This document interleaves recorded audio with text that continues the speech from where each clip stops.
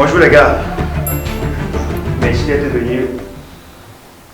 Vous connaissez de programmer rapidement la mission. Nous avons comme ça été contactés par certaines organisations pour observer certaines zones sinistrées. Donc nous allons rapidement préparer la mission pour que le déploiement sur le terrain se passe dans les bonnes conditions.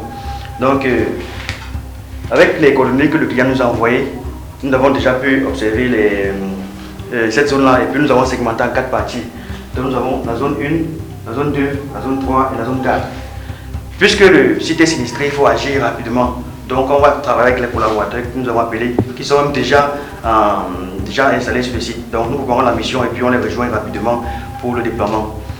Donc ce qu'on va faire, c'est que on va observer toutes ces 4 zones-ci qui couvrent la totalité du site qui a été sinistré. Maintenant, nous, notre équipe va couvrir la zone 1. Nous allons nous déployer et puis nous allons rapidement couvrir la zone 1. Dans un premier temps, nous allons lancer d'abord les drones pour observer les zones. Première mission, on observe seulement. Après les observations, nous allons maintenant pouvoir programmer notre mission pour voir s'il faut numériser la zone, pour pouvoir peut-être proposer des solutions. Donc aujourd'hui, on prépare la mission juste pour l'observation. On couvre la zone 1 et puis nos collaborateurs vont couvrir les 3 autres zones. Maintenant, l'objectif de l'observation, surtout, c'est pour savoir où est-ce qu'on va positionner nos points de contrôle au sol, nos GCP.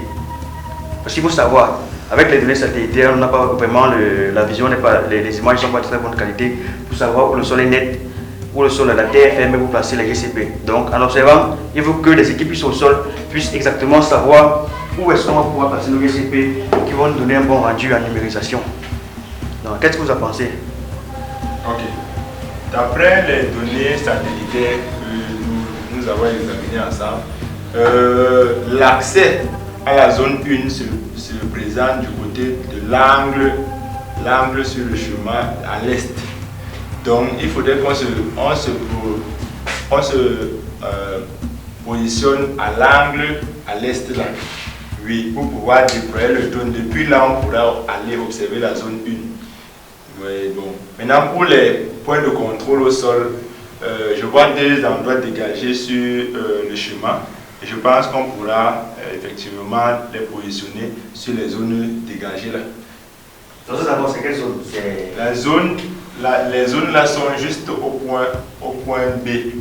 La zone 2? Dans la zone 2? Non, dans la zone 1, juste au point B. Ok, c'est notre zone? Oui, okay. Juste au point B. Oui, là quelque part là. Ça, cet endroit est assez dégagé pour pouvoir permettre la visibilité et pouvoir bien positionner, et c'est accessible aussi d'ailleurs. Bon, je pense que ce sera mieux de matérialiser cette zone, cet endroit-ci sur la carte pour qu'on puisse l'observer aussi pour le positionnement des GCP. Ok, en termes d'estimation métrique, les zones peuvent avoir quel métrage? Ça veut dire la zone 1. À part moi, quelle estimation? D'après nos données satellitaires, nous voyons que ces zones se couvrent une superficie de pratiquement 400 000 hectares. 400 000 hectares, oui. Ce qui fait que répartir en 4 zones, ça fait environ 100 000 hectares. Oui, environ 100 000 hectares par zone. Donc c'est un travail qui va nous prendre énormément de temps. Et donc la première mission qui est la mission d'observation, on peut penser qu'on peut la boucler en une journée. Bon, d'après le programme, si c'est que nous on se déploie en 4 équipes, je pense qu'on va pouvoir, avec le matériel que nous avons, on va rapidement pouvoir le boucler en 2 jours. En 2 jours. Ça veut dire que nous, la charge de travail va aller, puisque là nous sommes déjà à une certaine heure. On peut passer combien de temps par jour sur le site pour pouvoir arriver à l'objectif? Bon, puisque la mission c'était sinistre, il faut qu'on fasse rapidement pour que les populations puissent se relocaliser.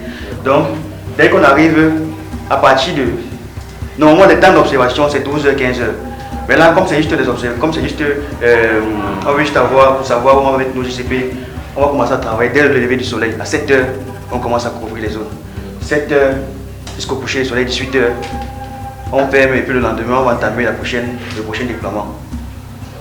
Donc il faut qu'on fasse rapidement, il faut que les travaux se fassent rapidement.